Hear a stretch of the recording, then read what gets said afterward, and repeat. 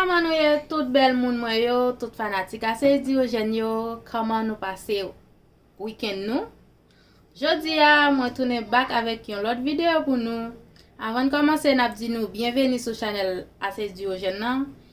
Merci à tout le monde qui déjà là et merci avec moun qui peut arriver yo parce qu'il a privé quand même. Merci à vous même qui peut regarder qui gâte like li et qui peut regarder qui gâte abonné avec ou bien subscribe.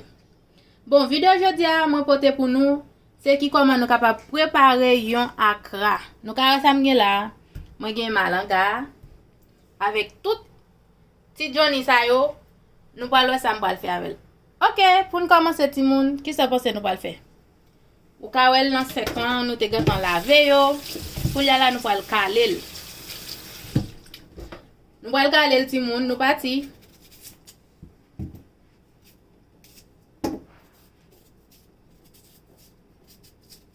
Ya nous caler bien calé. OK ti moun, konya nous ka nous fin caler malanga. Ou ka li nan l'autre vaisseau, konya la ça nous pa le faire avec nous pa le grager. Moi même moi pas couper. Nous c'est prendre moi te getan laver ça yo, ou ka wè de l'eau là-dedans yo, konya la grager ti moun.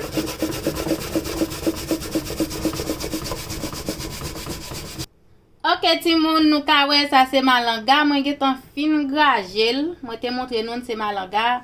Konya la nous gen un petit persil, nous pral racher pour nous mettre là-dedans.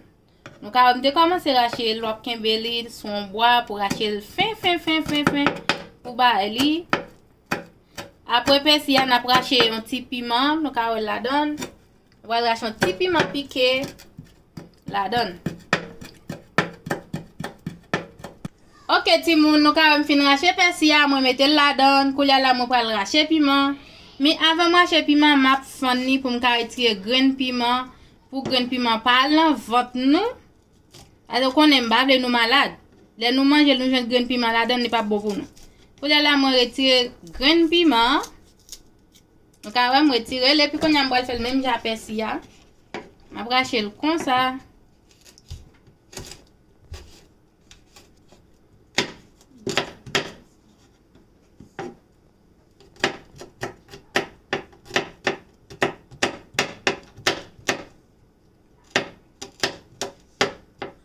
OK ti moun, konya la nous pral mettre un petit persil là dedans encore.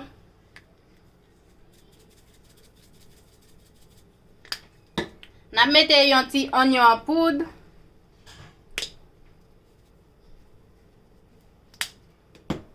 N'a mettre un petit garlic qui c'est l'ail.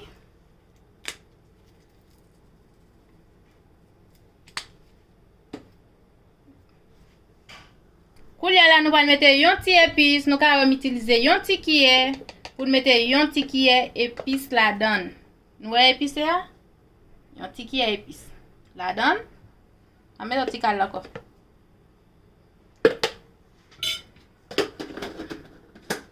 Petit cuillère Maggi en poudre.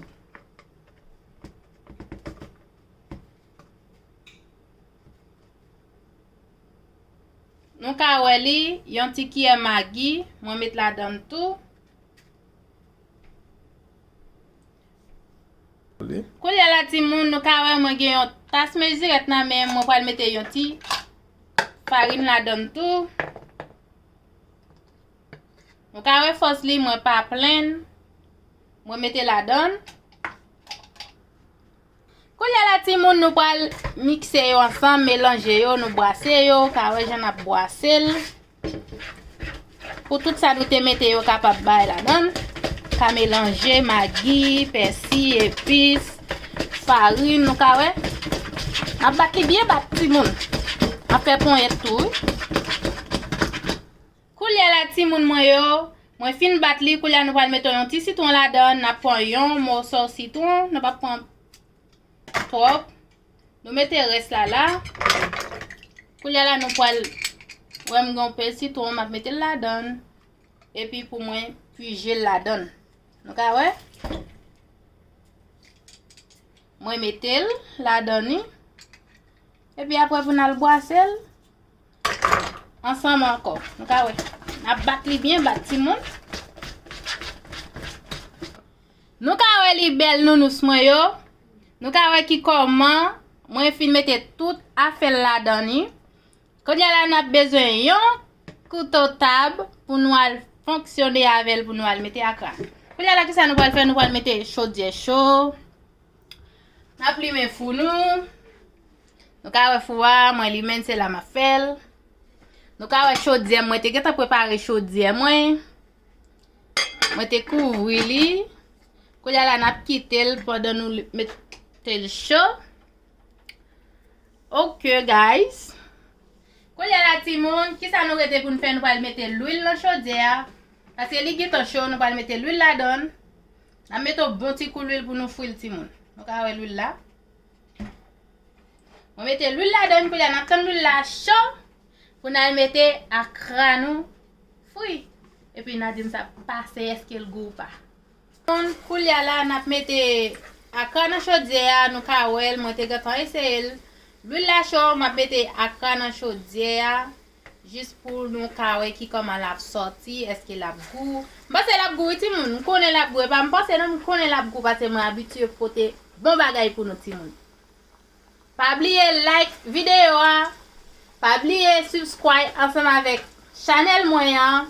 Pas oublier quitter un commentaire pour moi pour nous dire qui ça nous penser de akram nan. Pas oublier tout qu'on aime nous en pile. Oui, bel ti moun mwen yo, nou ka wè ki koman akram na biye pou an koulel la chodye la, nou ka wè li. Sel ba man vi manje ti moun, man vi goute lui, men bo ka ton kem chou. Nou ka wè bien bel, sa nou wè. Bien bel, bien normal, waouh. Di di m goute lui. Ya koulel la ti moun, nou ka wè na pretire sa yo. Mette nan an assiette pou nan refe lot toujou. Nou ka wè jan ma pretire li. On mette dans l'assiette.